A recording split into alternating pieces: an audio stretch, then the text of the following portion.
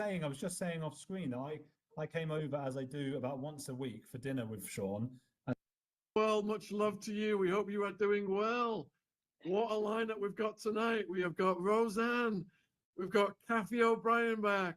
We've got Andrew Gold, who just stopped over for dinner, and I've invited him on the screen. So welcome, everybody. Thank you for joining us. Thanks for having me, Cathy. Yeah, and Andrew, because you've got to get going soon, I'll let you start. Yeah, well, I was just saying off screen that I came over, as I do about once a week, for dinner with Shaun, and then he just goes, I've got to run and do a live stream and all that. And we went, okay, we've got all our family out in the garden at the moment. And I said, with who? And he goes, Roseanne Barr. And I go, bloody hell, Roseanne Barr.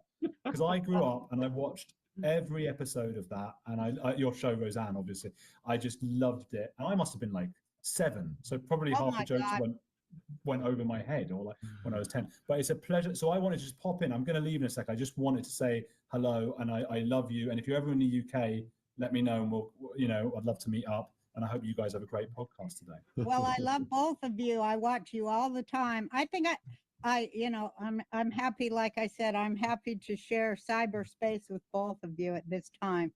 Oh, thank you. Well, I'm going to leave you guys to it. I'm going to push this red button. Have a great one. Thanks. Take care. Thank you. Yeah. I gotta shut this door because they're building some fucking house next to me or some shit. Hold on. Yeah, go for it. So, Cathy, since we had you on the channel, you got an amazing reception. Have you got any updates for the viewers?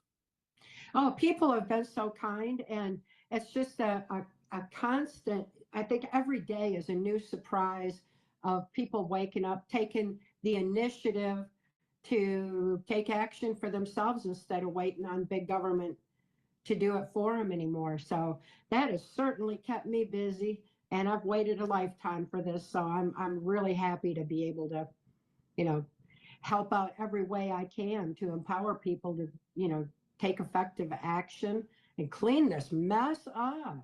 That's right. Absolutely. And Cathy's my idol, and my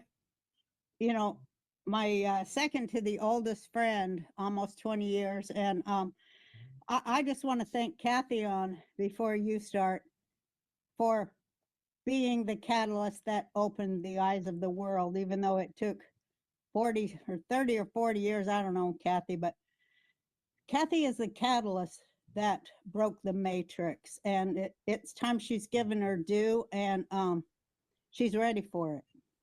Oh, that's so sweet of you. That's just so sweet. Mark would be honored. He'd be so happy to see what's happening these days, and people finally, taking. Can I say one more thing? Because you reminded me. Also to her husband, Mark Phillips, the most amazing human being I ever met besides Cathy in the world, the bravest, the whitest of the white hats. And we remember him, don't we, Cathy? He's never really gone. He's always hanging around. But what a man to do what he did. Yeah, not only for me, but for everybody, because that information reverberates. It reverberates in PTSD Time to Heal. He couldn't release the information since he worked intelligence and was bound by laws of sedition. But it was my experience to heal with that information, so I released it. And PTSD Time to Heal, it's our birthright information, our healing information for our resiliency of body, mind, and spirit to overcome any trauma. And what's so cool is that that you wrote the back cover on it, and have been part of it all along because of the depth and the magnitude of our friendship and all that we've shared all these years, and that we shared with Mark too. Roseanne, when you first heard Cathy talking about MK Ultra, what did you think? Because she was the tip of the spear going back into the 90s, was it, or the 80s? Cathy, what year was it? When we met? No, when you first started talking about MK Ultra. I was speaking out. I started in as fast as I could by 1990.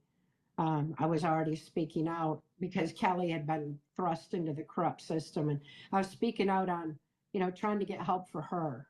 But, people just didn't know a whole lot back then. They didn't know there was a swamp. They didn't know the system was corrupt. They didn't know what mind control was or child sex trafficking or anything else. So, it just started exposing it with Mark back then. And then, of course, you and I met in Hollywood in 2008 at the Hollywood expose on the child sex trafficking going on there, and how to heal from MK Ultra mind control, what it was about. And that was so fun meeting you then. And it was like this big cosmic convergence of my old friend that's my new friend. And and at the same time, such a powerful moment we were sharing to be right there in the belly of the beast of Hollywood, bringing that information to light for the children's sake.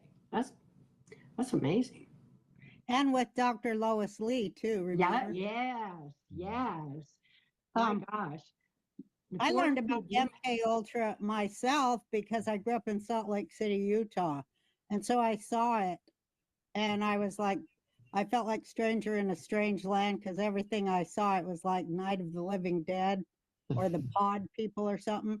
And I just knew that it wasn't, I knew it was off script. I knew it was off script for them to come on the news and tell people how to vote in America. I just would go, wait a minute, even as a young girl, and just to see how people were herded, how they were under thought control and herded. It always scared me. So plus I loved reading conspiracy things, always. David Icke? Yeah, I read or heard a lot of his speeches. At that time, there was a book called, I can't remember the name, but it was a Behold a Pale Horse. Yeah, I've read that. Yeah, it's great. And Crossing the Rubicon. Yeah. That was powerful information coming out back then. And the speaking circuits Mark and I were on had David Icke and, so many others who were really doing their best to get the information out back then. Of course, you were always doing your thing, and took a lot of retaliation, not only from Hollywood, but politically and otherwise for, exercising free speech and free thought. And, he's just been amazing and such an example to us all that we can make a difference right where we are, no matter what our circumstances and how deep in the belly of the beast we are. That's right. Could you expand on that, Roseanne? What was your wake-up moment and Cathy's influence on your thoughts about that? Well, my wake-up moments came before I met Cathy, and it was working in Hollywood and having a show where, I never had done that much being from Salt Lake City. I mean, I read a lot, but then I moved to Denver to become a comedian, and I was always a mom, But then when I came to Hollywood, because I played a mom on TV, well, a lot of people thought of me as their mom. And especially there in Hollywood, a lot of kids would come to me and they would say, we think of you as a mom. And then they would tell me things and, of what they had suffered there in that city. And so I became involved with Dr. Lois Lee early in the 90s and rescuing children from pimps on Hollywood Boulevard and knowing what was happening to children there and why they were like being lured there with all these movies saying how great it was when it's a shithole. And understanding, well, because I'm also pretty religious and, well, I hate that word, but anyway, I always see the devil moving through things and how he's tricking us to turn on each other so he can win. So I was brought up an Orthodox Jew, so I always had that in my mind. And I always would see the fruits, you can tell people by their fruits, and that these children on the street And then when we learned who their perpetrators were, that blew my mind too, because they were judges, cops, agents, stars. I knew I couldn't ever be a part of it, so I wanted to fight it. And I did do a lot of work and stuff like that. But when I met Cathy, it was like Valhalla, because I'd already read her stuff, of course, for a long time, and thought about, oh my God, if she can make it through, we can all make it through, especially me. But then when I met her at a friend's house before we spoke, and saw how fun she was, and also did laugh and had fun. All we did, there was no, we had gone to another planet where there was no grief, no hurt, nothing. We were just like little girls having the best time of our lives. And it's amazing that we could do that, and that we did it immediately. And we had so much fun. We always have fun. Yeah, real friends are like that. They seem to just know. And of course, we had Mark there, and Dr. Ross, Dr. Kohler. Dr. Ross, yeah. Yeah, Dr. they were. Yeah, Mark and Dr. Ross were working together on exposing MK Ultra and being able to help people heal from it and everything. So, that whole event, that was powerful. And Dr. Ross was my psychiatrist that helped me to heal from having dissociative identity disorder. And so that's how it came together, right? Yeah, pretty much. Yeah. So how deep does the rock go in Hollywood then? Does it go full satanic, occult, ritual, esoteric practices? Oh, yeah. Do you have any stories of that? I just have the stories of survivors, but that's enough. I don't need to hear any more. I have the stories of children who survived. I have heard maybe thousands of them, and they're all the same. They're all the same. And so, you know that it's not a conspiracy, it's a network. And it just so happens they promote each other. They love to have power, because then they can get at kids, and they promote each other. And they are, everybody uses the word cabal. I wish they'd use another word, but that is what they are. They're a mafia. They're a mafia of sadists and child abusers. And that's how they get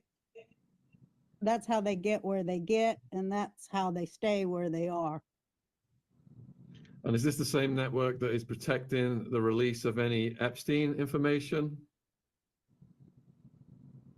Well, I think that's theater. I don't know how you feel, Cathy. We've talked about it, but I think Trump's got something up his sleeve, and we're just watching it unfold, and we're seeing who was in power, in the Biden administration and the Obama administration, and had all that information that was, first put out in 2008, when, it was all revealed then in his first trial.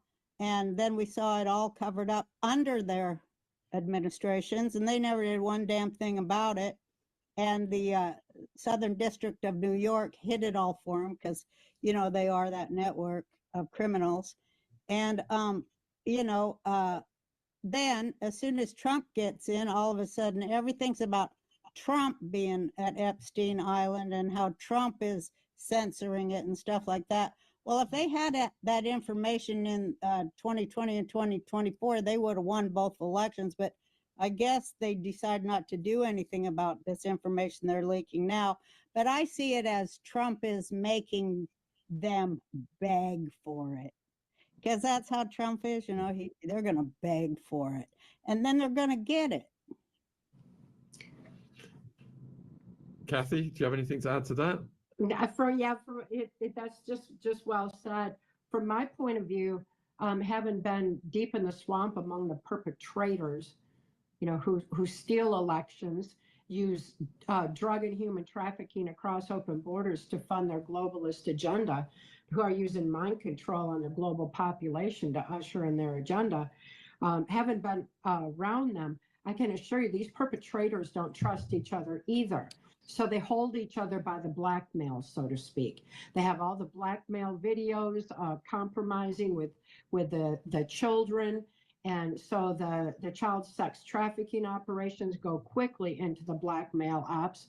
I was used in them my whole life, in my earliest childhood at the Epstein Island of its time, Mackinac Island, Michigan. Well, all these videos were being kept. Then there were people who were compromised with, whether they were drugged or mind control or coerced or however the situation occurred where they ended up with the child and it was being filmed. And then those blackmail films were used to hold power over this, the anybody in positions of influence and power. So the blackmail vaults were at the Vatican. And then there was a huge one in Hollywood, right there in Hollywood, of course, and that Michael Dante had at the time. He was a soap opera star or whatever the heck he was supposed to have been. But ultimately, he was part of this global elite, these self-appointed, self-anointed leaders. He was part of their operation for the purposes of holding on to these blackmail tapes. And so Hollywood was just such an epicenter of it. It made sense that that was one of the main places where all these blackmail videos were kept. Ultimately, we need to find out who's holding these vault. Why do they have this? Who are the puppet masters at the top blackmailing everybody for what purposes, rather than who's in the video? Because I know I was in a whole lot of those videos, and you got victims, you got victimizers, and you got people who were compromised that became whistleblowers, so there's a whole level of what's going on that just releasing files isn't going to help. So I'm looking at this administration thinking this runs so deep, it could unravel the whole globalist agenda. It can take down the people at the very top. It can, do it all. And Mark always said, never play another man's game. So if we have the blackmail, we don't use it for blackmailing them. That's their game. We use it for leverage. There's information attached to that that's very powerful, potent, and important. And I am confident, based on the way I saw things work and what I knew Mark anticipated could unravel this slave society agenda, that I think they're using them for leverage in ways that I don't think we could even begin to guess or understand. What do you think? I think it's interesting to watch what CEOs resign. That tells a lot. Who steps down, who even dies and is replaced.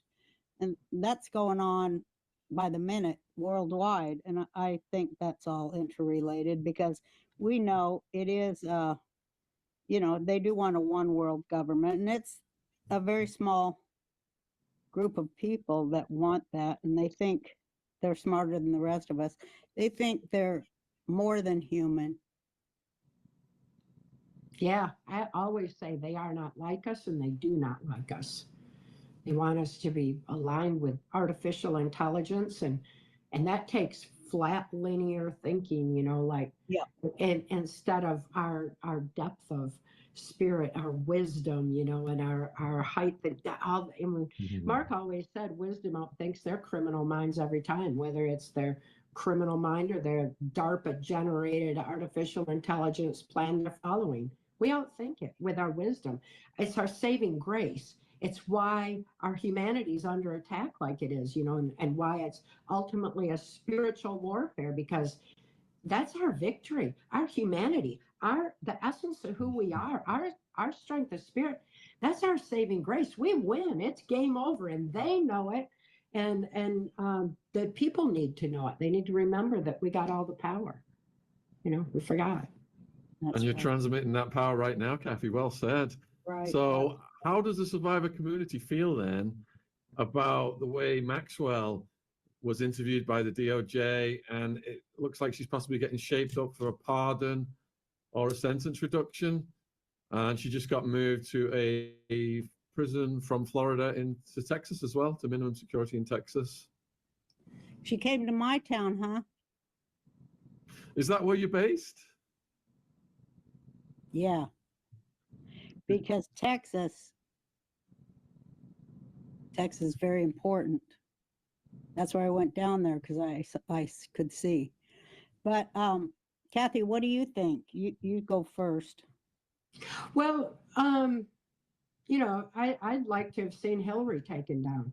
You know, she was at the top of this. Madeleine Albright was. They were the ones over the Epstein Islands and the human trafficking ops running out of the Caribbean and everything. So, you know, we need to go a little higher up. And if she's going to bring them down, that would be interesting. But, you know, I think there's just so many pieces of this puzzle that we don't have. And when we're left to conjecture, we fill in the blanks with whatever is, you know, most prevalent in the media at the time. Release the tapes, you know, and I don't know. It's going to be interesting to see what comes of all this, because I'm a bit skeptical on, no matter what does come of it, do we even have a justice system to prosecute these people through? Bingo. That's part of what's being shown too. That's exactly what's being shown, this movie we're living in. And of course, I believe that everything we're seeing on media has already happened, and they put out their fake news and pretend it's happening right now. How would we know? So Maxwell's new prison, it's FPC Bryant, located 100 miles from the Texas capital of Austin. How far is that from you, Roseanne? That's about 150 miles from me. So quite close then. But you know, like I say, I don't know what Cathy, how you feel about this, Cathy, but I was interviewed on some guy's show on News Nation 1, or I can't remember anybody's name, something. And he said, what do you think that Trump is considering giving her a pardon? Of course, I got a boatload of shit for saying it, but I said, good. I think if she comes up with the names, the real names, then yeah, I think he should pardon her, and we should have a party, a worldwide party. If she tells us who's really in charge, who this benefits the most, who's at the lead of doing this, then she becomes a hero from a, you know, whatever the word is, somebody we hate. She can become a hero. She can rejoin the human race. All she has to do is tell the truth and how far up it goes. And she knows it. She knows it. And I say it all the time, but everybody is so MK Ultra mind controlled, they can't fathom it. They can't fathom the truth, but if it comes from her, they may fathom it. What do you think of that, Cathy, where I say we should have a party and she should get pardoned? Well, ultimately, this is probably going to go beyond the child sex trafficking, because they have been harvesting our children for so long. And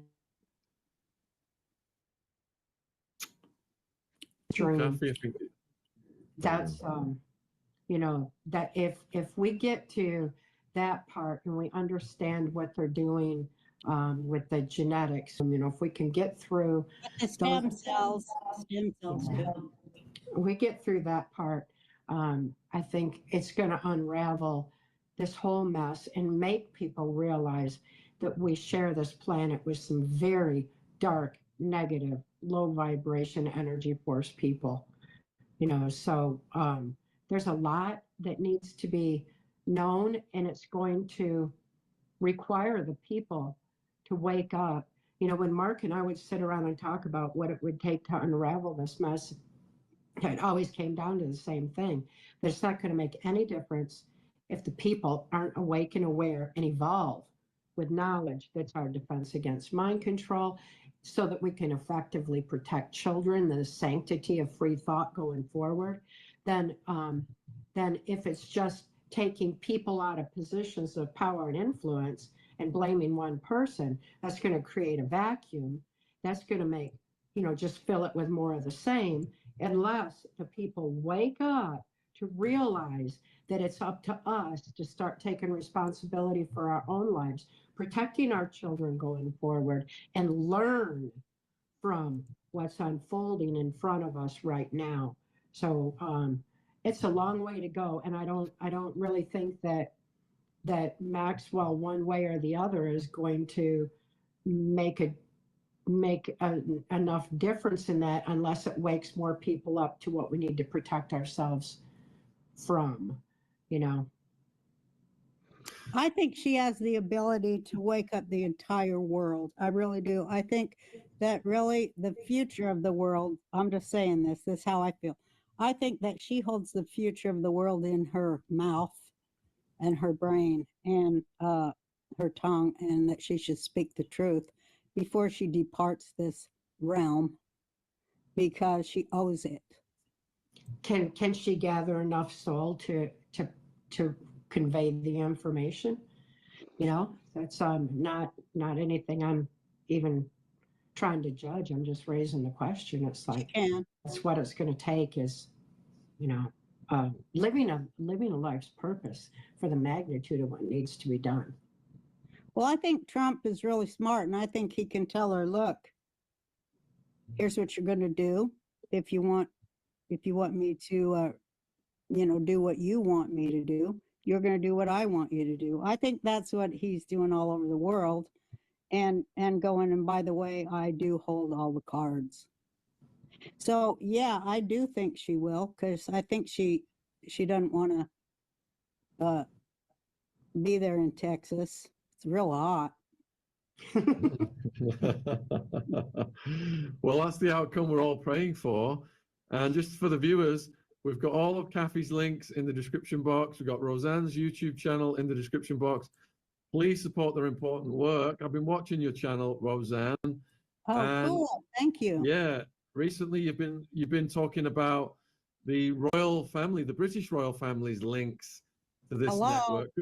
Could you expand on that for my viewers, please? Well, I do think that that's the big shocker, and anybody could research it. There's information available everywhere. I call them pharaohs because, first of all, they're all related. All the royals in the world are related, and all of the royals in the world do come from pharaohs, the pharaoh, the big one. And they think they're a particularly special bloodline that is more than human. And they are not like us. They are not like us. And I think they tried to monkey us, because that's just what people who do the kind of things that royals do. They try to monkey us so that they look human or act like human beings, but really, are they? I don't know. I don't know if people who have no empathy for whole nations and whole subcontinents, are they to turn them into fiefdoms and slave domains, which they've done forever. I don't know if they are exactly human. Maybe they are what they say they are, more than human, but when you reverse it and apply human ethics to it, it's kind of other than human. And it was Prince Andrew, that's the royal family, for God's sake. And he brought other royals down there to Epstein Island. And I think that was the thing they were really working on, because Epstein wasn't just a pimp. He was a great criminal mind. He reminds me of what's his name that started Las Vegas, that Jewish guy, I can't remember, but Bugsy. And the other guy too, Bugsy, and anyway. Maya Lansky. Maya Lansky. Meyer Lansky was had a great criminal mind, and he knew how to make money out of nothing, and so did Epstein. But Epstein, what he really did, when you really get into it, he was involved in all these, legislative things on a really high level in every country. And what he worked on so much was to destroy the sovereignty of nations so that they could be turned into corporations that could be absorbed by all the banks he was working for. And that's way worse than, I mean, that's the death of, that's genocides of peoples. And so his pimping is pretty rough and hideous. But this guy, he wanted there to be no sovereign nations, no sovereign peoples on earth. And so do all of them. So do all of them. They hate anything other than corporate law. They hate tribal rights. They hate tribal law. They hate communities. They just want to manufacture, I think it is in their slaves, a bunch of MK Ultra child soldier assassins. And I think that's what they are and what they do and what they want. And they've probably been doing it forever too. Because I do think all royalty is built on child sacrifice. It can't be for anything else. How would they stay in power? But that one inspires fear in everybody, and you don't dare step out of line. Did you see the video of Prince Philip saying if he was reincarnated, he'd like to come back as a virus, a bacteria, and kill the population? Yeah, well, he already did. What do you think, Cathy, about the royal family's involvement in the network? It wasn't as much my experience as other global leaders were, from Canada and Mexico, throughout the Caribbean, Saudi Arabia. My experience was different directions, but I just think what Roseanne, the way you just laid that out, girl, that was just brilliant. That was just that said a lot. It's never changed. It's still slavery. It's still slavery with the chosen few at the top at the expense of many, which I want to say doesn't make me a commie or a socialist to say that. What do you guys think about the death of Princess Diana? Where are you getting these questions, boy? Where are you coming up with this shit? I just shoot off my hip. Oh, cool. Cathy, what do you think? You know stuff. I don't know enough about that particular one, but because it raises questions, it needs to be looked at. It didn't seem right. We look at people in positions of power, like she was, and if she's not cooperating, anyone in this globalist agenda, if they're not cooperating, they're going to be eliminated one way or the other. Yeah. If they can't be coerced and bought off and blackmailed and everything else, they're going to be eliminated another way. And then I think it's amazing how President Trump has even survived so far. But look at the character assassination that they've done on him. So the people already love Princess Di. They couldn't do a character assassination on her, and I think that that raises a lot of questions, because she sure came across as being soulful, kind, and genuinely compassionate and caring. Yeah, I wrote a piece once about her when I one time edited the New Yorker. We did a woman's issue, and I wrote a piece about her, that they were terrified of her, that when her son sat on the throne, that he would free the people of Ireland. And boy, the editor got pretty pissed. But yeah, she was too human, and She still had feelings. Too human. Yeah. Yeah, there was a theory that she was brought in to boost the DNA from the incestuous Right. royal interbreeding, and then, you know, she was discarded afterwards. Yeah, because she was used so that her son, what's his name, that's going to be king after his dad croaks. What's his name, the older brother? Anyway, he's You got William and Harry. Yeah, William. Supposedly he carries the bloodline of all 13 of the ruling families of the world. So he's going to, you know, bring the one world government and the one world religion that's part of UN Agenda 30. And that religion is Chrislam. And you just saw the King of England bow to Islam as head of the Anglican Church. So it's well on its way to, we're well on our way to Agenda 30, UN Agenda 30, and nobody sees it. It's so sad. Could you explain to the viewers what UN Agenda 30 means, please?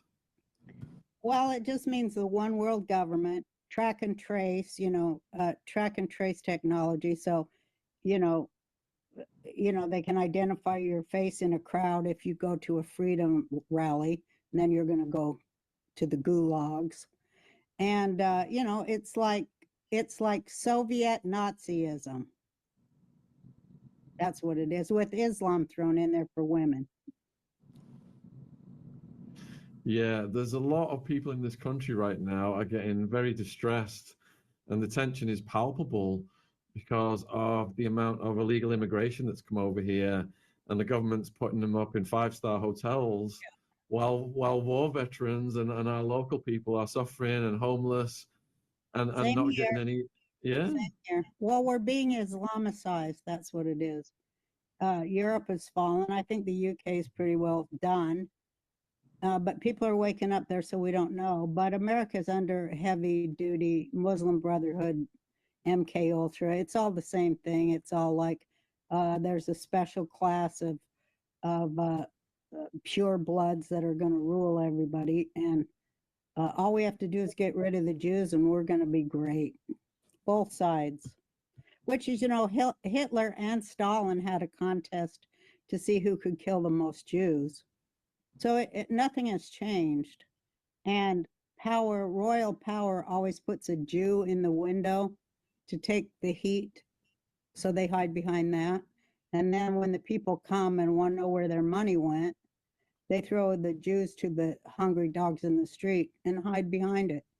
And they hide all their treasures there in Switzerland, right next to CERN. So come on, people. This is the shattering of the matrix, the big one. The big one that we would accept that there is a certain bloodline that can own everything. Hello? So what is the end game then with this just mass illegal immigration and diffusing the national identity of our countries here in Europe? Well, I think that what they did was bring in rapists. That it isn't like, mostly they brought in rape gangs, and, that's how you take over. That's how every revolution works. They rape the women, they send the men to prison or send them away to fight their wars on another continent. And the goal is access to children. Yeah, we've interviewed multiple survivors of what they call grooming gangs here. And there's this massive criminal apparatus that the government's refusing to even investigate. I mean, they brought in laws in America to come down on the mafia. They would think that they would do the same in this country if these girls' lives, sanity were a priority. But the government's just showing they absolutely do not care about these domestic young people. It's obscene. Well, they had the prey. The women are prey. They had the prey and they offered them up as a sacrifice to, the Satanists. Well, trauma is the basis of mind control. And we've seen trauma after trauma, and now we've got the trauma brought to our streets through this influx of illegal immigration. I think there's more to it than just a merging of cultures to eradicate national sovereignty. I think that it's a whole lot of already programmed assassins, programmed, programmed violence that's being unleashed in our backyards to gain more control over the minds of the population. When you factor mind control into the equation, all of a sudden this plan starts making sense in that regard. It's like when you look into that formula for mind control that was brought into the US through Project Paperclip in the wake of World War II. When we imported the Nazi and fascist scientists, that formula for mind control came right with them. And that formula is the same, whether it's of an individual, a nation, a classroom, a military, a church, or the world. And trauma is the basis of it. The other components are sleep, food, and water deprivation. Because if we're starving our brains of the necessary nutrients, our brains aren't firing properly. When we experience trauma, our brains don't fire properly. So ultimately, mind control is being used to shut down the neuron pathways in our brain, to make us to dumb us down, make us more compliant, when in fact we need to open those neuron pathways and get them firing. So we need to get plenty of rest. We need to get nutritious food. People are working 9 to 5, 5 to 9 to put food on the table that has been genetically altered, bioengineered to starve their brains deliberately. The water has been tainted with the fluoride. All of this coming, from what had been done in Nazi Germany. So it's just continued, and it's built up more and more and more now. So we've got a lot of components to this that we've got to deal with. Realizing trauma is the basis of it. The whole global population has had their brains starved. And then you add the genetic encoding into it. That is what Project Monarch is all about, is the genetic mind control. Then we understand why they're keeping the bloodlines going, why they're attacking generations, because our whole brain function is under attack. And if we don't have our free thought, we don't have our free will, soul expression, we can't gather the strength of the human spirit and stand up against them. So it's in that regard, it's a spiritual battle, but it's our brains that are under attack. And this importation of programmed violent people into our society is a very deliberate attempt to perpetuate mind control, even population, to reduce our numbers to a more manageable size. That's what George Bush said they were going to do. If they lost control over the minds of the people, they'd reduce our numbers to a more manageable size, and still using all that they have to be able to manipulate us. But people are waking up anyway, because the strength of the human spirit is there, and people are weary of this nonsense, and they're waking up. They're taking it back. But like Kelly was saying, my daughter Kelly was saying the other day, she said, yeah, the Great Awakening is happening now that people are awake. They got a long way to go to catch up with what in the world's happening, and they do. Yeah. Once you open your brain, then you have to bear the information. Yeah. And we have to bear what we have allowed our governments to do in our name and with our money that we worked and pretty much sweat for. It's so our fault. Do you think this is building up to civil war then, and that will give the state more control? Sometimes I think that. Sometimes I think that's all that could be done. But I think when they defunded U.S. aid and all these NGOs that were going to support terrorism and support the abuse of Arab children, but that's a whole other subject, because they got their petri dish. They had it in the United States, and then the UN and the owners of the world really figured out something really smart by locking people into Gaza and not letting them leave. They really go, oh, now we can really try some MK Ultra on these kids and their moms. And, you know, that's what they're doing. And they're trying to produce child assassins there. That's what the UN's whole thing is about. And they're also trying to gaslight the rest of us into thinking that it's something else, but it's something that they've always done. Mind control experiments on captive populations for hundreds of years, including the witch burnings. They've always done that. They have always done it, and they just perfected over the years. They perfected it. I mean, Hitler, he perfected it. Stalin perfected it, and then it went to the UN. And there's very little difference between the three. I really think that civil war wouldn't solve the issue because it's a mind war, and all it would do is create more trauma to dumb us down further. So, well, the first time they, Obama said, I think it was in 2013 to his cabal there, he said, well, if they come for me, you know what to do. And I can't remember the exact speech. But, he's got troops on the ground and in the government and in the, clerks everywhere that are his ops. And of course, he's the head of the Muslim Brotherhood, and along with Valerie Jarrett and Brennan. And all of that stuff just works towards the New World Order in the same way.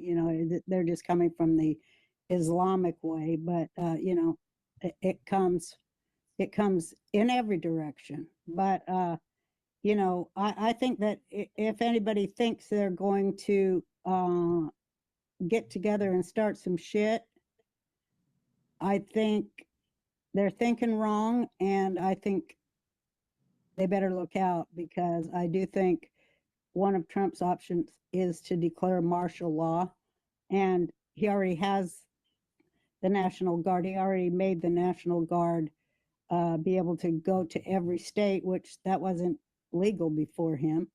And I think they're sitting there waiting.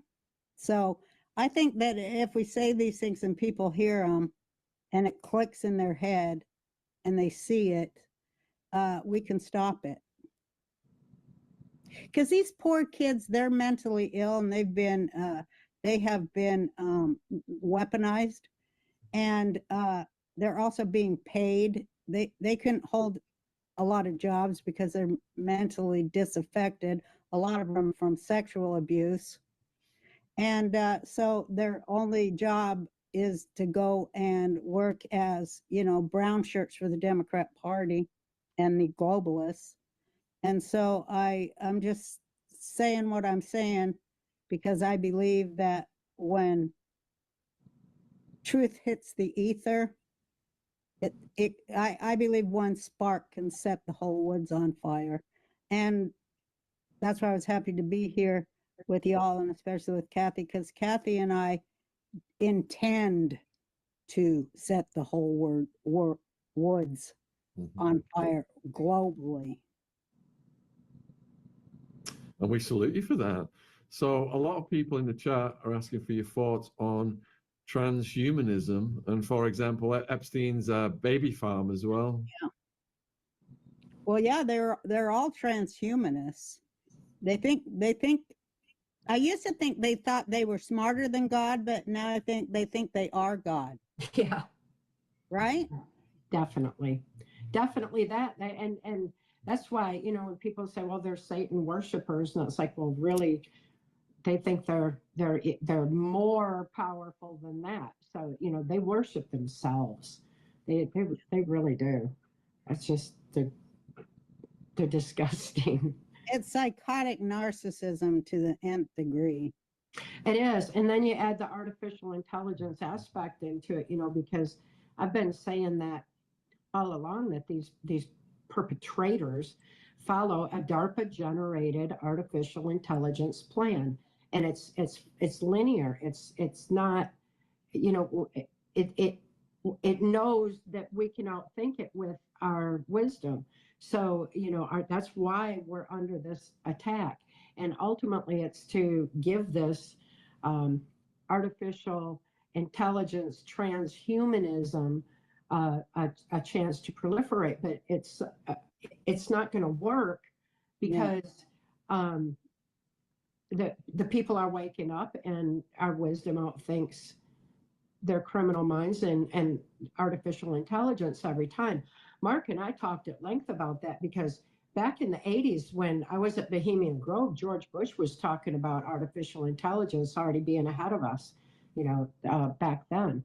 So that, not that that makes it true, but it makes it, you know, more plausible because it really had reached that proportion. But it's only ahead of us if we allow that, you know, with our and let it erode our humanity and strength of spirit.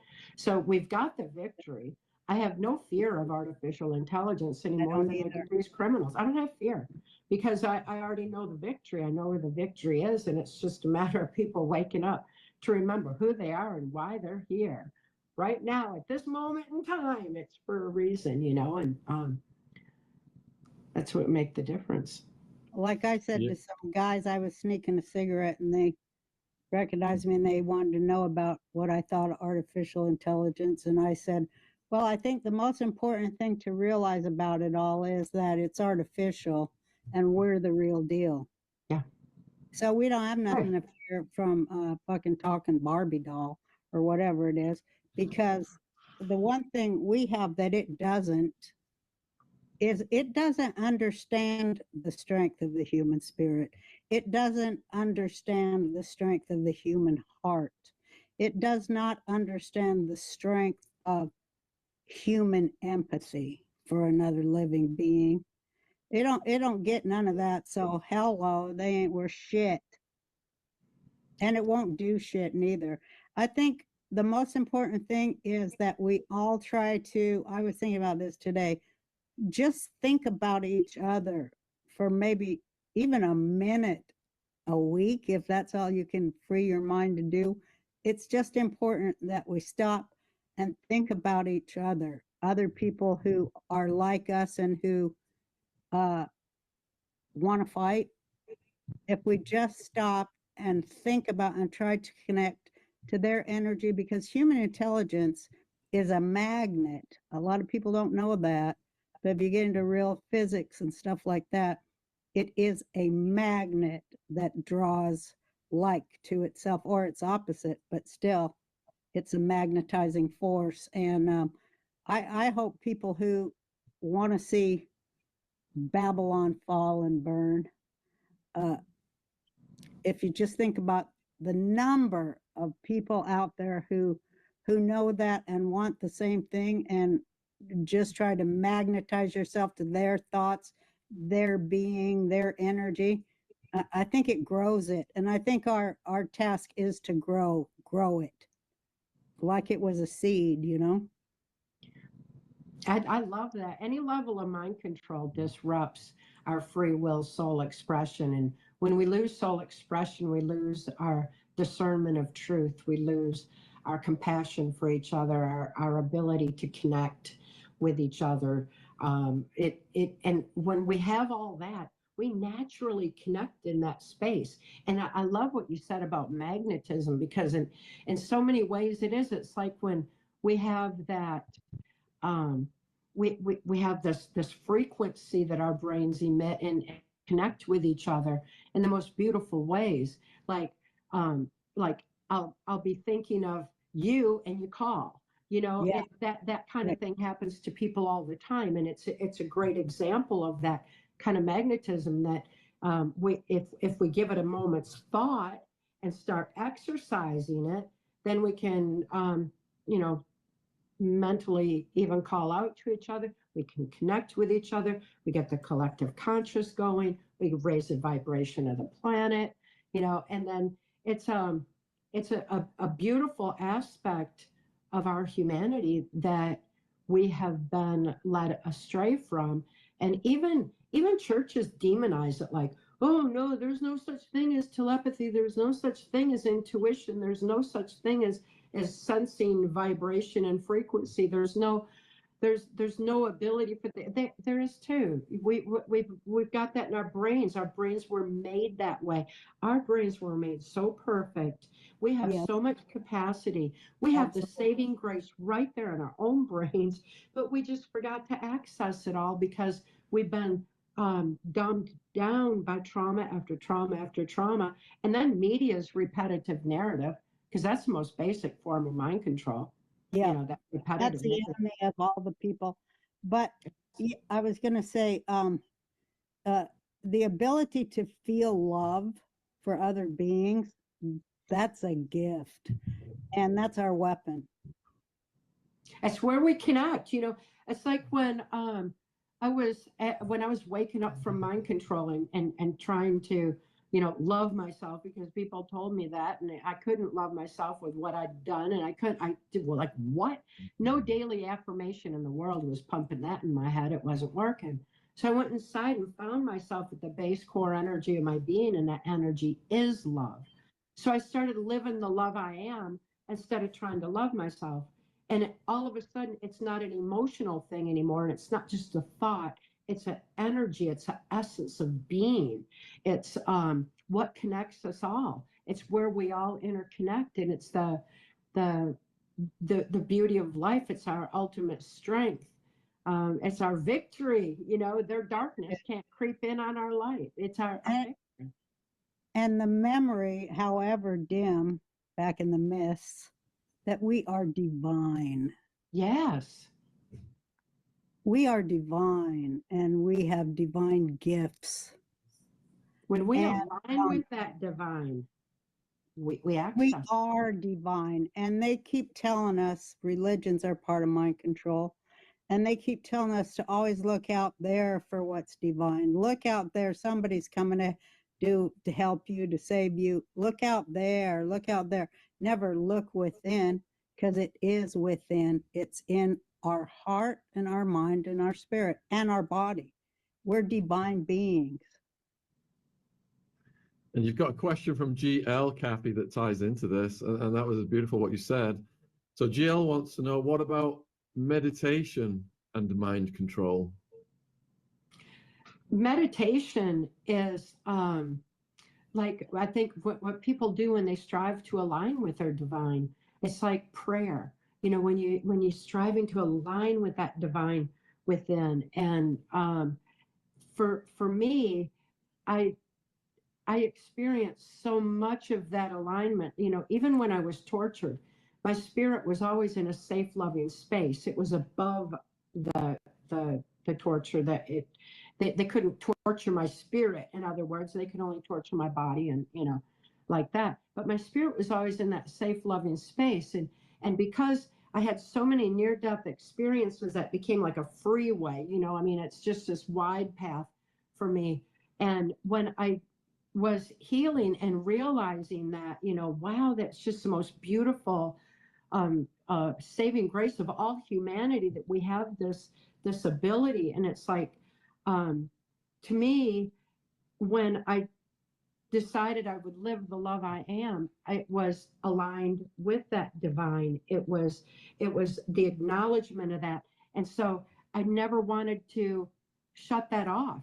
Why would I? You know, so people say you must pray a lot, and it's like, well, my life is a prayer. It's more like I stay in that space and in that place.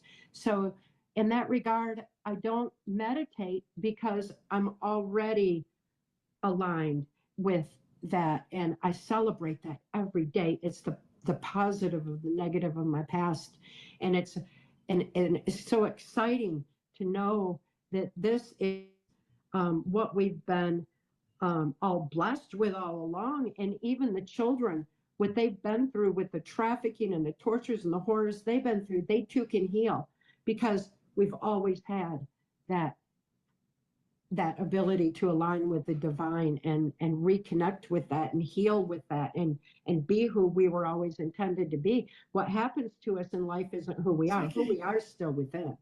And we can reclaim that because of this amazing saving grace. And if it takes meditation for people to realign with that, yeah, you know, whatever it takes, ultimately it's to go within and reconnect with the essence of who we are. Would you say achieving that alignment saved your sanity, Cathy? And here's baby Ziggy wants to come and say hi. Oh boy. Oh, Hi, beautiful. boy. Say hi to Hi, Roseanne and Cathy. Ziggy. Hi. Hi, Ziggy. Say hi. What you doing? Are you a good Say boy? hi. You are a good boy. Look at you. Look at You're you. cute. Oh, say hi. He's a Oh, he's a big one. He's almost 2 now, and he's in Oh, age 4 clothes already. He came out at 10 pounds and never stopped growing. oh, he's a big wow. boy. You're a big, strong boy. Look at you, Ziggy. The What a reason we dog. do what we do. Yeah, yeah, he is. Wow. Oh, I you've do also got a mess. I do meditate, and I have for a long, long time. I learned it when I was pregnant with my son, who turns 30 in 3 days, my baby. Wow. And Wow.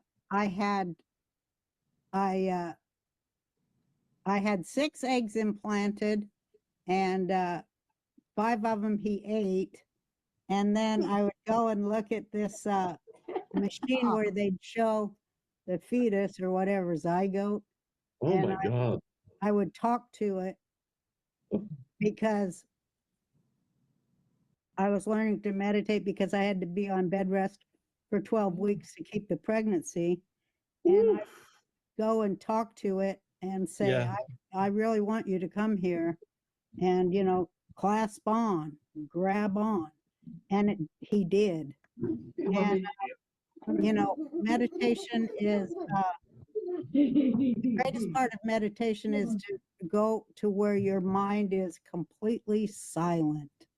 It's a hard thing to learn, a hard thing to do.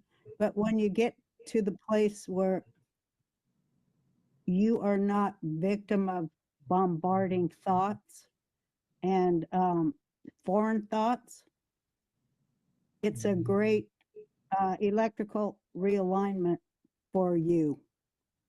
It's a good thing, no matter how you do it. I do it the Jewish way, but they all go to the same. All roads lead to wherever.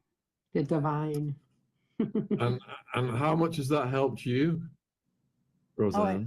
saved my life. It helped me when I was integrating my parts, when I was in therapy, to be able to integrate my various parts. Man, it's the greatest thing, and especially if you've been abused, if you have abuse in your background, it's a way to get out of it, to not be a victim of it anymore, and to get out of the bad patterns that it makes you do. Like, you're doing real good and then you screw up and mess everything up. Like, you're real sober for a while and then you go out and take every drug, and then you go into the self-hate spiral. All of that is just part of the trauma of abuse. So if you can get on top of it and get silent of it, you're free of it. Would you say that because you were so famous, trauma came with that fame? I was traumatized way earlier when I was young, because we had I grew up in an apartment house full of Holocaust survivors, and so I was born into trauma, and it divided me a lot. And then when I got to Hollywood, I just have to say, it's lucky I believed in God.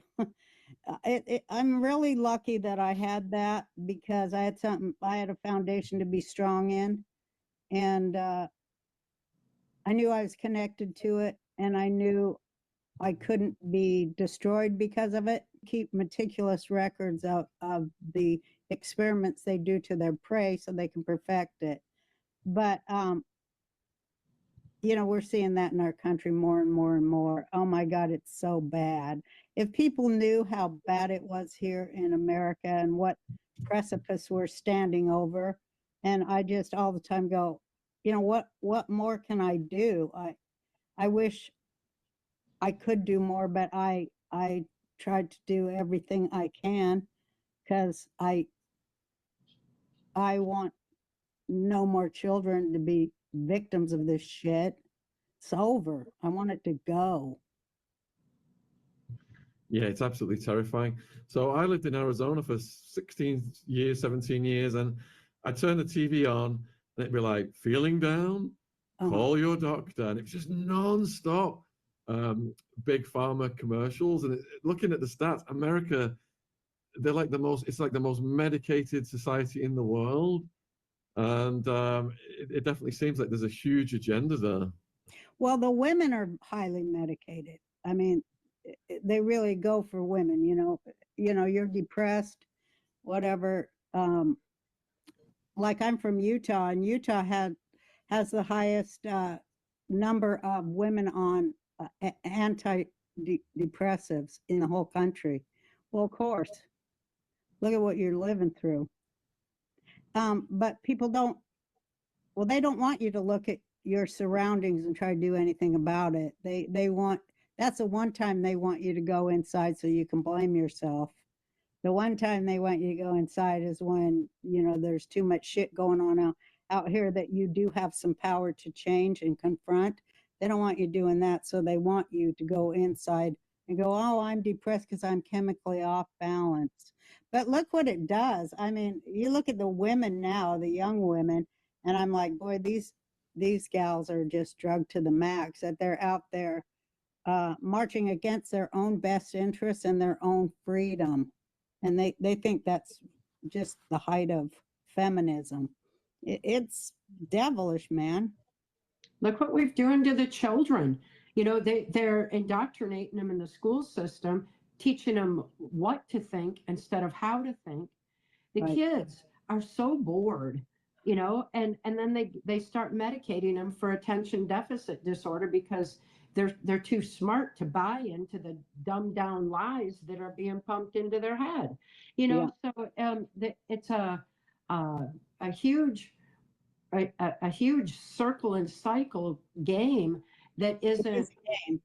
necessary when we start factoring mind control into the equation, how to open our neuron pathways, the importance of getting out in nature, getting sunlight in our eyes and feeling it on our skin. I mean, not just taking it for granted. I'm talking about feeling it on our skin. Take off your shoes, feel the earth beneath your feet, breathe in the air.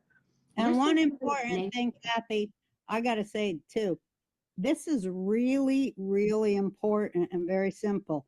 Look up. When you're outside, look up. All the time when we go outside, we're always looking down, but we need to look up because that triggers a chemical in our brain. It really, really does. It does, yeah. It's so good. And then to take in the beauty of it all and the majesty, when we start doing that, we start realizing that there are miracles unfolding all around us. Mhm. Even when we look at nature and how animals interact and intercommunicate and everything, they can show us back to our senses again, how to get along with each other. There's so much to be learned from the simplest things. But if we, you know, I remember me and you sitting on your porch, and when we were going, let's try to play with this, and we were like sending the thoughts out into the sky and the universe and everything. And remember, we'd sit on the porch and like just send these thoughts out about healing and you know, people being above the fray, people being free. And remember, like all these birds, like remember then a hawk would come. And then we'd look up hawk in the Indian medicine book, and then all these birds would start coming in formations. Remember? And people, if people knew what their minds are capable of, And that's what we want to start talking about is how to fly It's like- above it. It's like bringing in the frequency. You know, that's ultimately what the animal medicine cards or the Cherokee lore is about that certain frequencies bring in, you know, certain vibrational animals. And man, I was sitting there on my couch in my son Atrian room looking outside, and there were a million hummingbirds. They were everywhere, you know, and it was so beautiful. I was like, you know, just so astounded by it. But there's so many beautiful things around us all the time that we forget to even slow down and look at because we're usually too busy, you know, twiddling our thumbs on our cell phones or something, you know. But if we knew that we can call them to us, yes, that would be a great thing for people, it's wouldn't it? Yeah, it's what we do. Look at how many fox we bring around here. You've been here, and the raccoons, the deer, you know, everything, and it's just all about a peaceful vibration and emitting that on purpose. Seeing what happens with focus. Yeah. Yeah, I remember all the beautiful hummingbirds. There was a sanctuary in Tucson, and I just felt harmony with the hummingbirds. It was amazing. So we've got almost 2,500 people watching live right now. I've been hogging Cathy and Roseanne for an hour or so, and there's tons of questions have come in. Roseanne and Cathy, do you guys have time to answer some viewer questions? Sure, I do. Do you, Cathy? Perfect. All right, thank you. So Popper wants to know if you think there are any artists in Hollywood who are not corrupt, who are trying to get the truth out. Yeah, I do. I know a lot of them.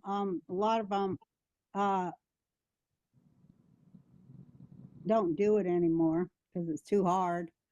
But I have known a lot, and right now, I think a lot of people are just laying low to see what's going to happen. But I suspect a great renaissance is coming in art. And a few people are asking if you would include Mel Gibson in the activist category. He's an activist, and a lot of things he says are a lot of conclusions he draws are pretty interesting, and I don't have any beef with it. But a lot of things he says, man, he's talking for something that I consider to be artificial intelligence. He speaks for a lot of artificial intelligence and man-made shit. But, you know, that's his right. Cathy, can we trust any Hollywood artists, or are they all corrupt? There's good and bad in everything. You know, I think that we need to factor mind control into the equation and realize it's a sliding scale from the kind of torturous, robotic MK Ultra mind control that I experienced to the kind of horrific manipulations Roseanne endured to information control, because, you know, ultimately we all formulate our thoughts, our opinions, and our actions based on what we know. We need to know that knowledge base has been altered a long, long time. A lot of that information has been altered right there out of Hollywood to manipulate what information we are allowed to have. Though all these factors come into play.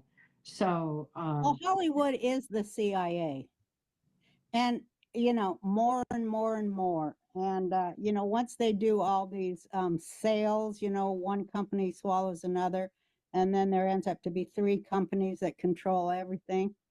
I mean, that's not good. That isn't good when you've got, you know, that kind of stuff going on. There should be a lot of independent artists that are able to get their work out there in front of their fans. They might now, especially the ones who have a lesser degree of manipulation, the ones who have been suppressed and repressed and kept out of the business, because there's a lot of talent that can't make it in the business. Then they're starting to emerge, you know. Yeah. So we need to watch all that, but also to start factoring mind control into the equation and, Yeah. and stop following people just because the media tells us they're, something bigger than the rest of us. It doesn't make it that way. We all have something to bring to the table in this life, and we've all got a piece of the puzzle, and no one is more influential than another. We need to even apply that to politics and stop following leaders we didn't elect. We need to stop worshiping them like they're some kind of gods, because we need to be judging everything rather than being focused on judging people. Well, I also think that there is a war on artists. There is a war on free speech, and there is a war on artists, who say anything that rocks the boat or lifts people up. They hate it when you're an artist whose intention is to lift people up rather than to teach them to sneer at their quote unquote lessers. And so there is that war. Those And who teach people to think like you do, you would know. You are the epitome of what's happened in that war. well, I've been fighting, I've been fighting Yeah, since you they have. fired me. Luckily I had a lot of free time. So I was very, Cathy, that I thought I was not going to make it. And then I just heard it like I felt it was from, the creator. He said, the only way for you to win is to fight harder, be louder, be more intense, and more vicious, or vicious isn't the word, but more whatever the word is. And so I did. And you, of course, rescued me out of that one. How did you get to that point, Roseanne, where you thought you wasn't going to make it? Oh, because it was just an onslaught. It was a daily onslaught after they fired me. And to get to the point where they fired me, all the gaslighting that went into that, and all the political machinations, because I was not towing the Democrat party line. And because I dared to show a family that had Trump haters and Hillary haters in it that both still loved each other. They hated that because that cut into their fundraising. Yeah. But yeah, and then being called a racist on all media after 30 years of being a civil rights fighter, that was the one. They knew that was my Achilles heel, and I thought I would die from it. And of course, I had Cathy, and I had a couple other good friends. Unfortunately, they're dead, like Norm MacDonald and Bob Einstein. They were my best Hollywood friends, and they died during that time. But I had a lot of people that helped get me out of it, because I felt like I just sunk into a black hole of, but of course I still had my faith, and if I didn't have that, I don't know if I'd be here. I had my faith, and I had my friends and my family. Of course, my family were all libtards, and they were all like, blaming me for it. I didn't fire myself. They go, what have you done, mother? I go, I didn't fucking fire myself. But anyway, that's all the MK Ultra mind programming that they were under, and everyone in Hollywood is under it. There's no way not to be under it in Hollywood. That's why they'll snap their finger at CAA, which I call, CIAA. But, they'll snap their fingers and get their biggest stars to come out there and, do their PSAs about how great the vaccine is, or whatever the hell they want them to do, how great pedophilia is, whatever their next step is. Those are not thinking people. They're slaves. And I always pray to set the captives free, because that's what Judaism says you're supposed to pray for, to set the captives free. And I do pray that all the captives will be set free. And I also pray that all the evil people have contributed to all the horror in the world, like Ghislaine Maxwell, that they realize that, hey, y'all can rejoin the human race anytime. All you got to do is tell the truth. So that's it, right? Roseanne, with hindsight, do you credit going into that black hole with sowing the seeds for your introspection? No, not really, because I was very introspective before I went back. They were begging me to come back, and I was like, am I going to go back like Daniel into the lion's den? Because I knew what they were doing. They were trying to separate people. They were trying to bring back segregation, because that's a big Democrat. They love that. And they hate integration. They hate the races being together, because, boy, that's too much power for them to go against. And so they farm everybody into their little veal pens, I call it, human veal.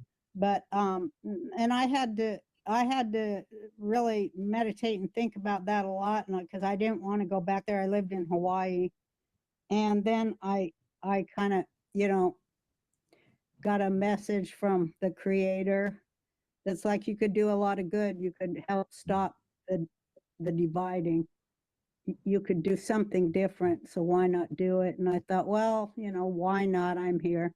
I can do it. And I did do it, and that enraged them. I remember when Trump called me after my show got 28 million views and was #1 overnight on the reboot. And Trump called me to congratulate me on the numbers, because he really likes ratings numbers and stuff, as does everyone who works in TV. But he called me to and he wanted to put it on the news, that the president called me and said congratulations on bringing America together, blah blah blah.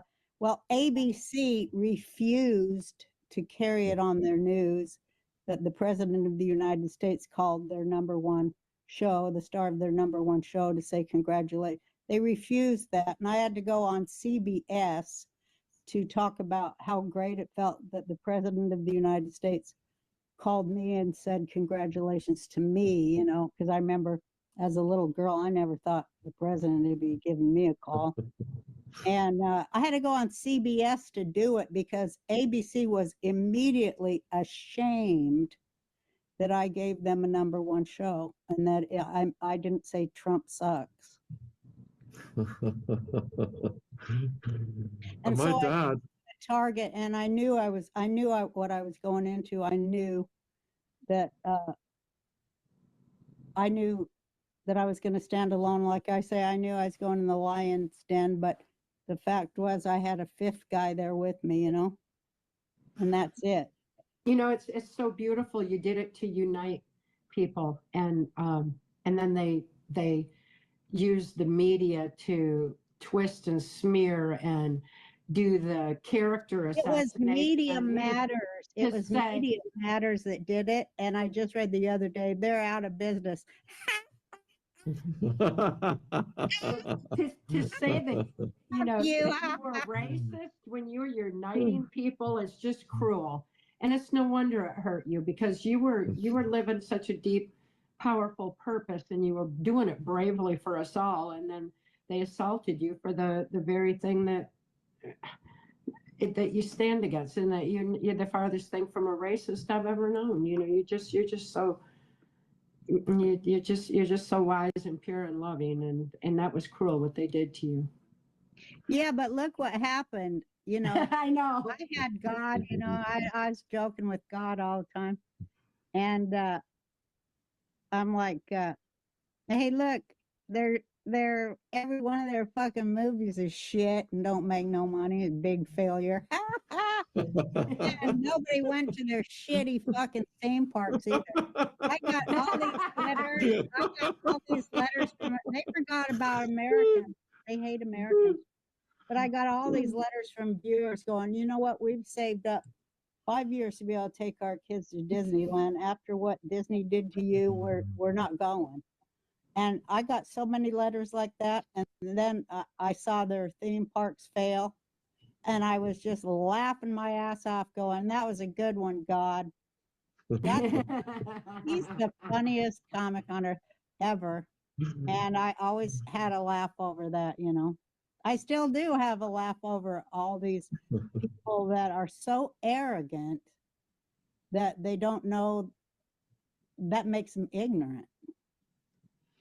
Viewers, thank you for all the questions coming in, but I've just got a message from my dad. He never imagined he'd see Roseanne on his son's channel. So Derek Attwood, say hi to Roseanne from your mum and me. We watched every episode and loved it. Sweet. Thank you. Well, your son, you did a good job with your son. He finally straightened his ass out. And now Thank he's you. A few people picked up on what you said about the CIA in Hollywood earlier, Roseanne.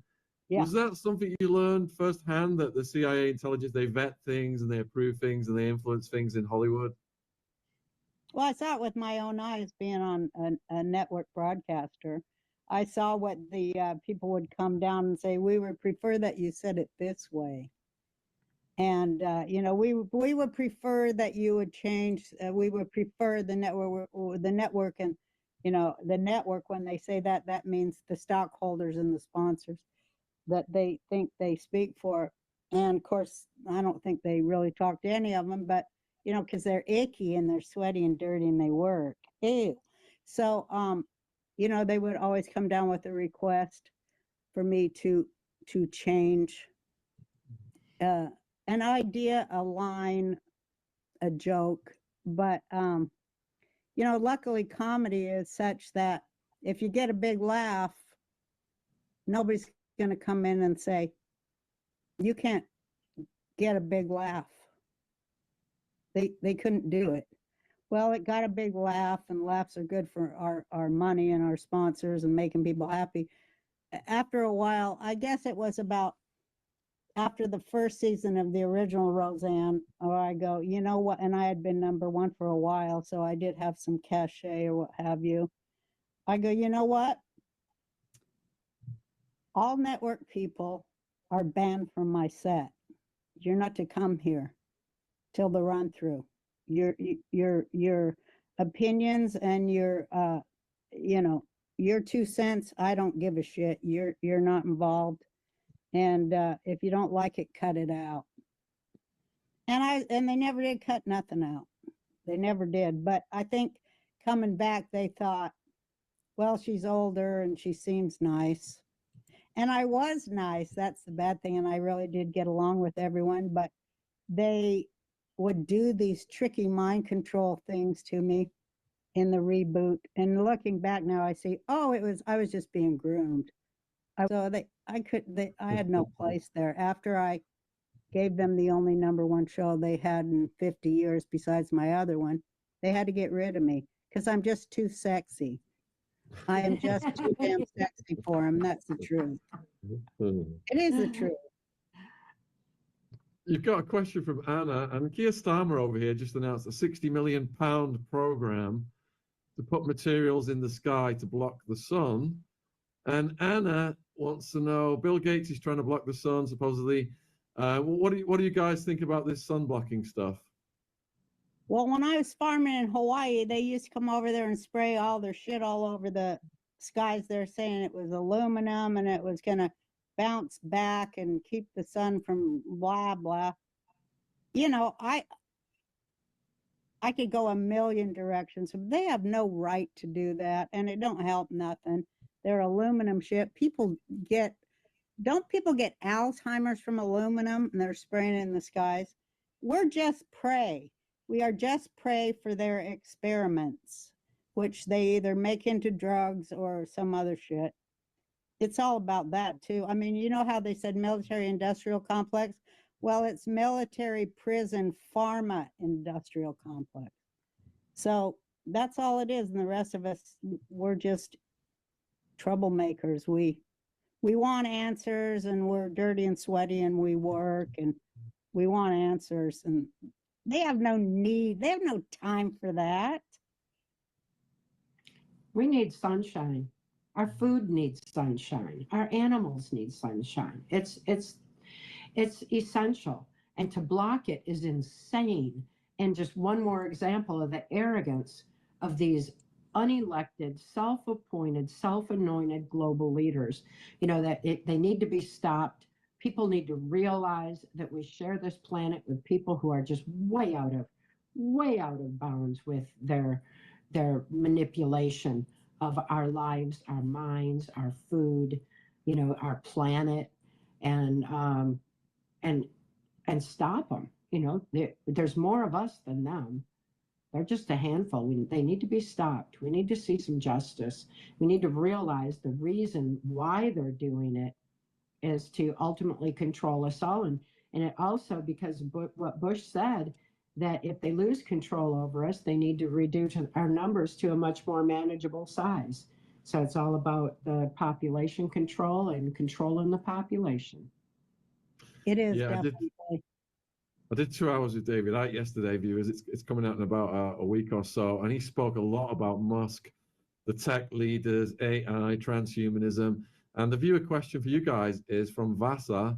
What are your thoughts on Elon Musk and the tech leaders?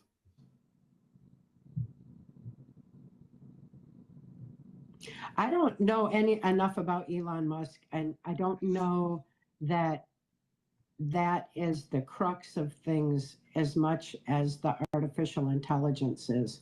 We need to understand that that's been around a long time and it's been advanced for a long time, and we need to separate ourselves from it in order to preserve our humanity. So, regardless of who's behind what, it's the agenda that we need to become aware of and see really what is for the benefit of humanity and what is towards the destruction of humanity. What's going to empower our saving grace of the strength of the human spirit, and what's going to diminish it. We need to start examining the issue instead of looking at one person, because it doesn't solve the problem to judge a person. Well, I think Elon Musk, from what I've been told, this isn't firsthand, but from what I've been told by people that I speak to, is that he was raised in a satanic ritual abuse cult. And so he's very damaged and hasn't completely healed. But he is like a technical genius, or at least he knows how to put together a team of technical geniuses. I was looking at the stuff where they were putting, the neural link into somebody who was paralyzed and how they could move their feet now. So I think that, it has great benefits if it's used wisely. But then you think about, is there anything that's ever been invented that's been used wisely? No, not really. But Perhaps maybe if people change, maybe if our consciousness really does grow and change, maybe we would be able to find a way to keep the worst people away from the button. That'd be a good thing. If we could only get there, that would be a great first step. I think that's happening, with this evolutionary times that we're living. When we evolve with a knowledge that's our defense against mind control, it becomes a spiritual evolution, and that's going to give us the strength to be able to make some wise decisions for once and maintain it. It's not just a momentary thing. It's got to be an evolutionary step. Right. That takes us forward. I think we're moving into not to turn it over to anyone, but to keep it ourselves. Right. The people. Right. Yeah. Right. So Simply Solo's question is, what are the necklaces behind Roseanne? Do they symbolize something? No, they symbolize that I went crazy and I bought all this jewelry. I bought all these most of these things are 30 years old or more that I bought when I first got paid. And I just made it there to remind me of that. I remember, well, this one over there, I bought the first time I headlined in Las Vegas. I bought some jewelry there. So they all have that sentimental thing to them. So Oliver's mom, what can the average person do to combat all this besides keeping their eyes open and our own house clean? I know you've answered that. You said you've given a lot of advice, Cathy. Is there anything you'd like to add to that? Oh my gosh, everyone, everywhere can apply the simple methods Mark taught me in PTSD Time to Heal to themselves, because they're a reminder of our birthright to live our life's purpose. It allows us to align with the divine, and it's posted on my website. Everybody can have it. It's to pay what you can if you can. So everybody can have it regardless of income, and start applying it. It's simple. It's easy to self-apply because it's natural. Like writing out trauma, writing out fear, writing out grief, writing out guilt, write out anything that's immobilizing you, and do it with a pen and paper, because when you move a pen, it activates the critical analysis logic part of the brain. It shifts those immobilizing fears over to logic, where it's written out on paper, consciously seen, and all of a sudden you got an access to your brain. You're opening the neuron pathways in your brain. As you do it, add a solution, because that's going to lift you out of that dark pit and give you a clear view forward, like rising above the storm. And so I encourage everyone, just pick up a pen and paper and start writing out your fear and trauma. Shut off your devices. Get away from that for a while. Pick up that pen and paper. Do it the old-fashioned way, because that is what opens neuron pathways in the brain. Mind control shuts them down. We need to open them up. Typing does not do the same thing. It's not going to open them the way picking up a simple pen and paper does. Draw. I don't care. You pick up a crayon, draw. That does the same thing. Activate your brain, and then get out in nature and breathe in the air. All these things can help us to reclaim our humanity once and for all. And also, I'll add, try to grow something, even tomato. Yeah. That really does something to your brain and soul too. Yeah, I think baby Ziggy is restoring my brain and soul, because just going in the park with him, walking around and just looking at his smile, it just brings you away from all of the Matrix stuff. Yeah. Right. All children do that. That's why they're the ultimate prey, because they are connected to the divine more than those of us who've been beat up and stepped on along the way. They have what we crave. They have naturally what we want and what we crave. And just to behold them is not only awe-inspiring, it's hilarious. The stuff they do is hilarious. Laughing is great. Laugh as much as you can.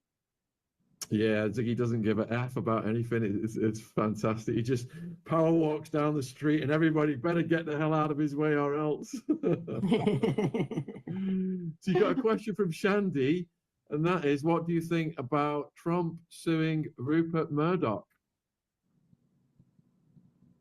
I think that's great. I just think Trump should sue everybody. Rupert Murdoch, he should be sued for sure. I did sue Rupert Murdoch and won, although I'm not supposed to talk about it. I did. Wow, wow. I sued his tabloids. I think Rupert Murdoch needs to be sued. Do you remember when Outfox came out? I mean, back in the DVD days, when before internet and people send it through the mail, Outfox talking about how, they were manipulating the minds of the population, and Rupert Murdoch was just 100% behind all that and needed to be brought down back then. So if someone is suing now, maybe it's going to send a message that people don't want to be manipulated by media anymore. No, they just would love the facts. Absolutely. Yeah. We would love to hear the truth, and we deserve to hear the truth. Yeah. And so stop trying to keep that from us. But the more they try to keep it from us right now, the more they expose themselves as liars, and that's fun to watch. And then look at you two right here, right now. Shaun, what you do in bringing truth to light. Roseanne, you've been bringing it to light for so long. And then with your podcast, you know, that's what's making the difference in the world and putting these guys to shame anyway. The controlled media is losing their power because the people are gravitating to truth. They're gravitating to, you know, those like you instead of the Rupert Murdochs. You know, it's a new day. Yeah, they've outdone themselves. Yeah, they have. It's a bloody minefield. I've lost my channel twice, but since Trump got in, we have been able to say more on certain subjects. So thank you for doing that, YouTube. So we got a question from Jane. Roseanne, you were the biggest thing in the 80s. Did Ellen debut on your show? Yeah, she did debut on there. She's one of many who debuted on there. Yep. Viewers, we've got 10 minutes of the hour, so please get your final questions in now. And don't forget to support. You know Cathy. who else debuted on there is oh no, now I can't remember. Leonardo DiCaprio. No way. Yeah, way. Wow. Yeah, I used to visit my aunt in Arizona in the 80s, and your show was just, yeah, it was the thing to watch. Definitely, it was massive. Yeah. Yeah, we had 44 million viewers per week before they Oh my had all God. the cable stuff, so people had more of a choice of what to watch. But yeah, we had like between 38 and 44 million viewers a week. Good grief. Pretty amazing. Before the internet and everything else. No, the first time before cable came in, Yeah. you know, there was only like 3 or 4 channels people could watch. So, but our viewers, we had a huge, I mean, all television shows had huge audiences then. My TV was so controlled under MK Ultra mind control, and then when I didn't see your show, and then I was big time in my healing process, and I still didn't see your show, and then we met and we became friends, and you handed me the whole collection, you know. So then there's people like me who are still just, you know, the slow getting on board with it. And there's a lot of us, you know, that I have watched it so many times, watching the full series and just loving every minute of it, you know. So there's the reverberations going on and on and on for those of us who were asleep during those days are, you know, waking up to embrace the magnitude of what you accomplished with your show now. Well, I was happy to do it, I'll tell you. And I was able to buy quite a few necklaces. So it all. So Nikki wants to know, were Meghan and Harry right to step away from the royal family?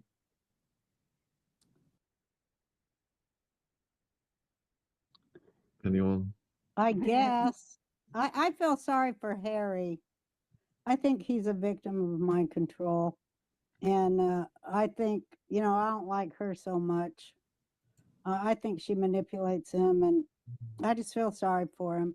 Poor guy, he lost his mom at such an early age, and I can see why he feels the way he feels, but he needs to get Cathy's book, Time Courage to, what's it called? Time to Heal? PTSD, Time to Heal. Yeah. PTSD, Time to Heal. Harry, go get that book. Don't let the bitch see you reading it. You'll probably have to go downstairs and hide in a closet, but do so. Harry, if you're watching, the links for Cathy's book are in the live chat right now and in the description box.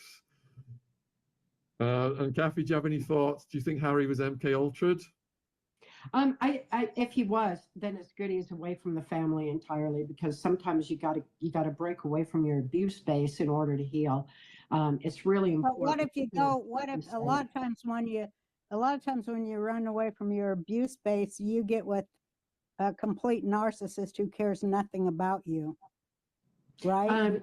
It depends if you heal first and before you get into other relationships, you know. And it's like when Mark lifted me out of the swamp, and, you know, man, he was so handsome. I was safe. He was everything, you know. I was like, whoa.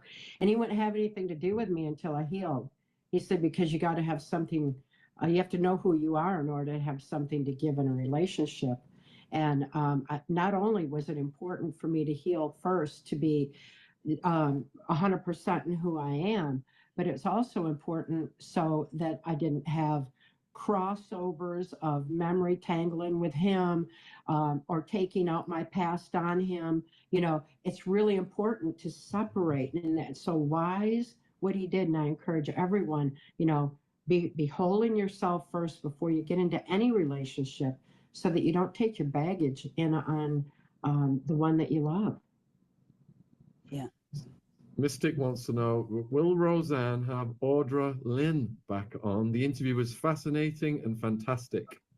Yeah, we're going to do a part 2. I just love her. She's great. Katie Cat, Roseanne, what was your first show debut on TV? It was The Tonight Show with Johnny Carson. That was in 1986.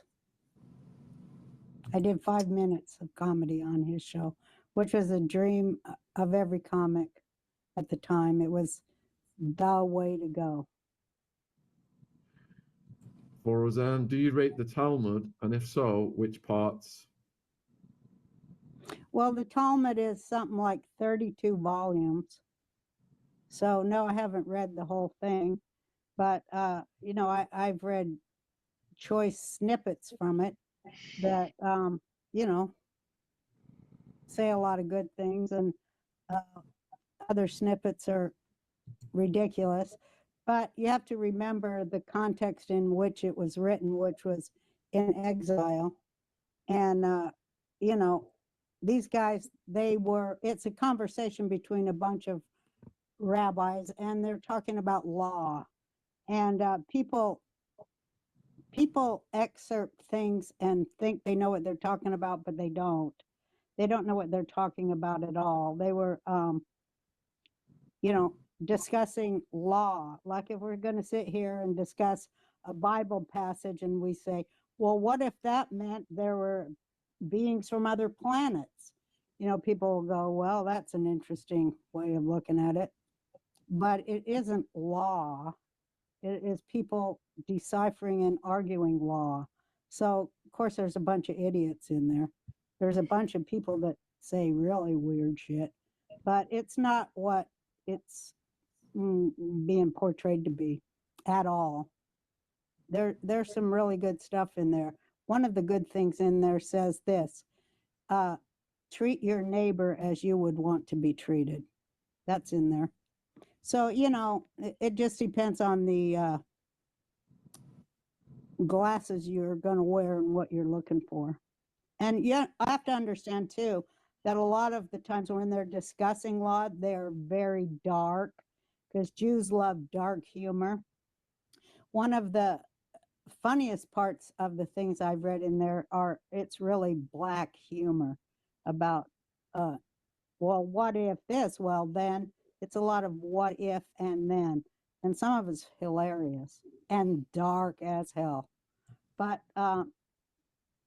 that's what happens when you sit around and discuss scripture. So Hiram wants to know if you guys are fans of Joe Rogan or whether you think he's sold out. Oh boy. Cathy, do you want to go first? I haven't been on. I have no association with him, so I don't know.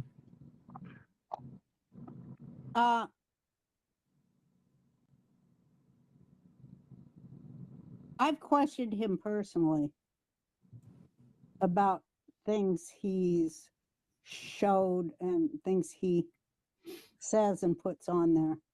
And I've also questioned Pierce, who I call Pierced. I've also questioned Pierced in his choice of subject matter too. So believe me, I call everybody. I tell them just what I think. And you know, because I'm an old nosy Jewish woman, that's my right.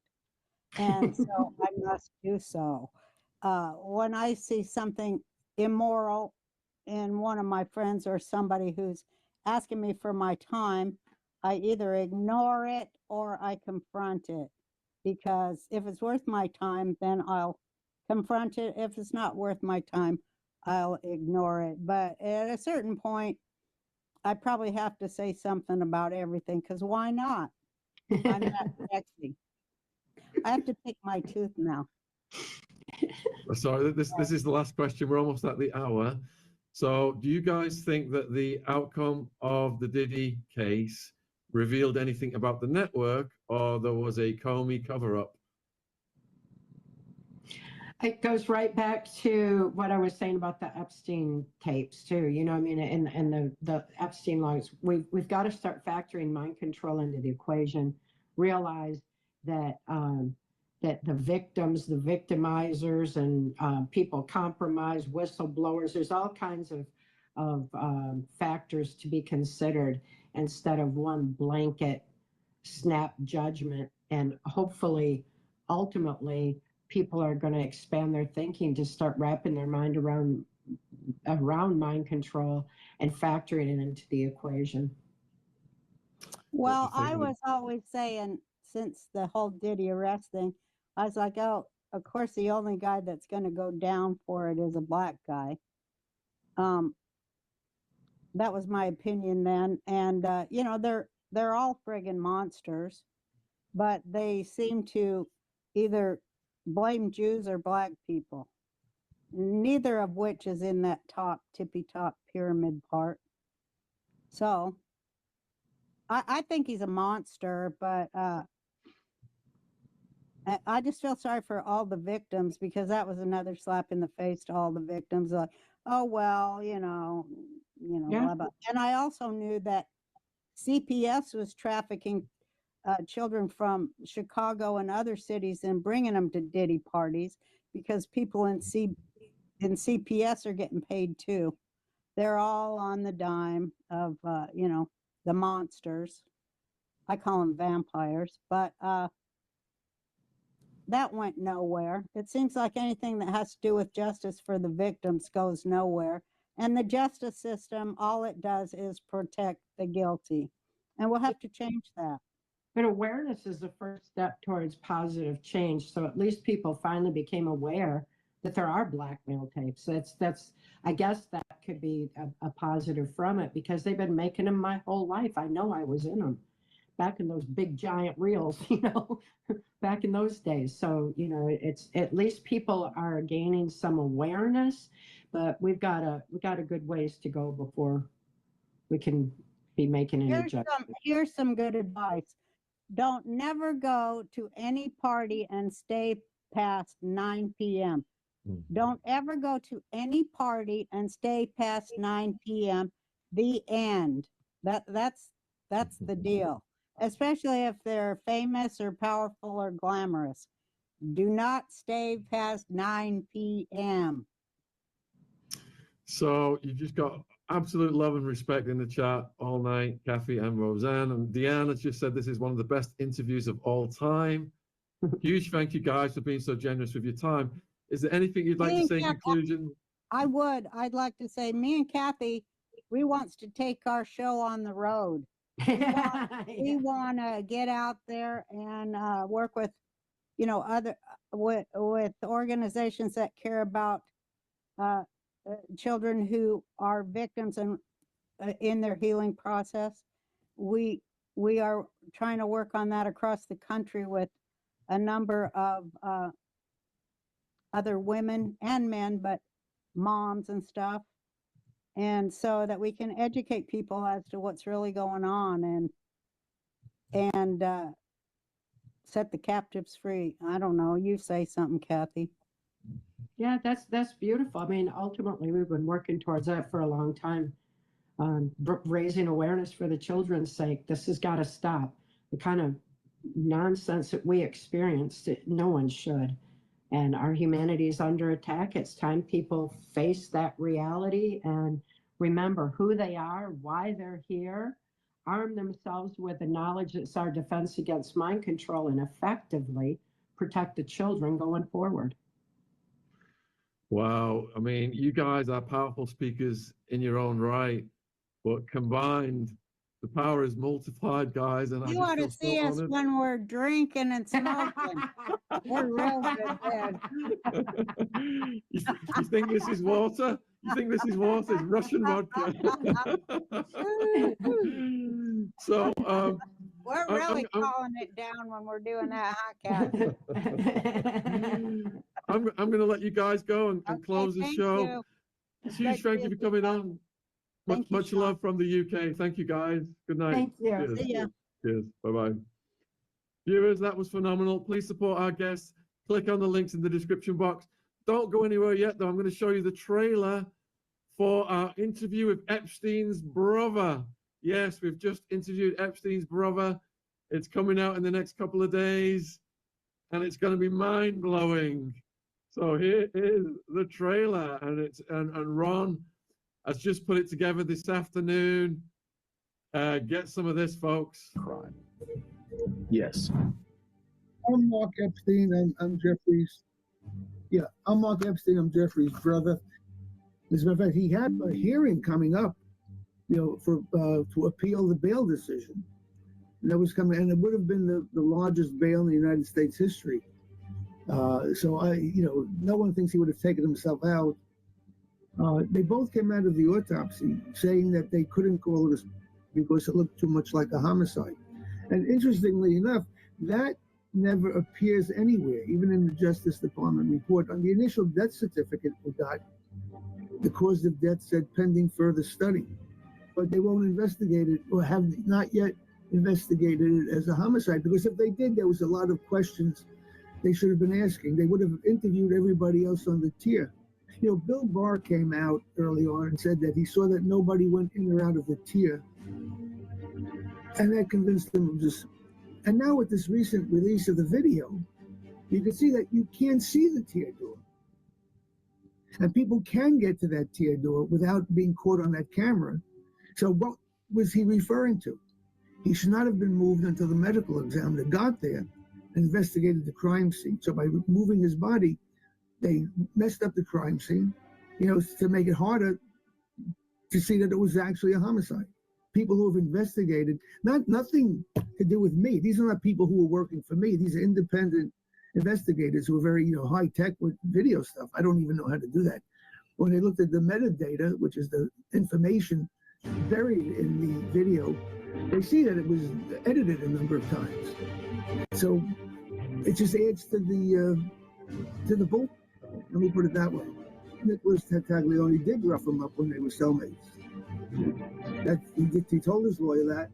When you picture somebody hanging, that ligature mark should be way up under his chin and go up behind his ears. It doesn't. Well, who are they protecting? Is the question. And it's whoever had Jeffrey killed. The question should no longer be, did Jeffrey Epstein commit suicide or was he killed? The question now should be, who had him killed? That's what they should be looking for. Absolutely phenomenal video editing by Ron. The interview with Jeffrey Epstein's brother, Mark Epstein, coming in the next couple of days. We've got 2 hours of David Icke filmed yesterday, coming in about a week. And we've got Prince Andrew's ex-Royal Protection Officer pre-record coming in within about a week, and he's talking about Ghislaine Maxwell coming in off the books, romantic picnics with Prince Andrew that Ghislaine had, and that they were lovers. So tons more content coming out, folks. Stay tuned. We will be back soon. Thank you for all of your questions tonight. It's been a great vibe. Well, much love.